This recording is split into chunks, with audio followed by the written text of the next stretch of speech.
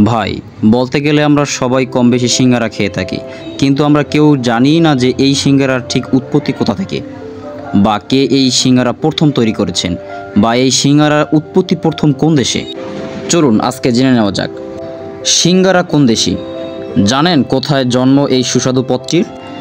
আমরা বাঙালিরা কম বেশি সবাই সিঙ্গারা পছন্দ করি, তবে আপনি কি জানেন এই সিঙ্গারা আদতে কোনো বাঙালি খাবার নয়? বিখ্যাত ইরানি ইতিহাসবিদ আবুল ফজল বলেছেন, সিঙ্গারা মূলত ইরান থেকেই ভারতীয় উপমহাদেশে এসেছে, অর্থাৎ সিঙ্গারার জন্মস্থান ইরানে। তবে সিঙ্গারার জন্মস্থানের নিয়ে বিভিন্ন লোকের মধ্যে মতবিরোধ রয়েছে। তবে আমাদের দেশে সিঙ্গারা তৈরিতে গুরুত্বপূর্ণ ভূমিকা রেখেছেন পর্তুগাল, মানে রোনালদোর দেশ আর কি। কেননা পর্তুগাল যখন ভারতীয় উপমহাদেশে পা রাখে তখন তারা এদেশের মানুষের সাথে আলুর সাথে পরিচয় করিয়ে দেয়। পরবর্তীকালে বাঙালিরা আলুকে আপন করে নেয়। তারা ডানে বামে সামনে পিছনে শুধু আলু দেখতে পায় এবং উড়াদুরা আলু খায়, এবং এক পর্যায়ে তারা আলু দিয়ে সিঙ্গারা বানাতে সার্থক হয়। অর্থাৎ সিঙ্গারার জন্মস্থান ইরানে। তবে সিঙ্গারার জন্মস্থান নিয়ে মতবিরোধ রয়েছে।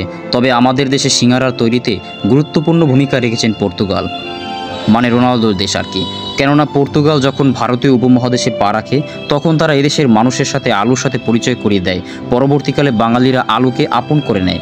তারা ডানে বামে সামনে পিছনে উড়াদুরা আলু খায় এবং এক পর্যায়ে তারা আলু দিয়ে সিঙ্গারা বানাতে সার্থক হয়।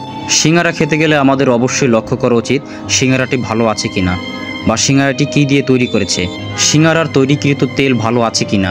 অতিরিক্ত সিঙ্গারা খাওয়া স্বাস্থ্যের জন্য ক্ষতিকর, কারণ সিঙ্গারা একটি তেল জাতীয় খাদ্য।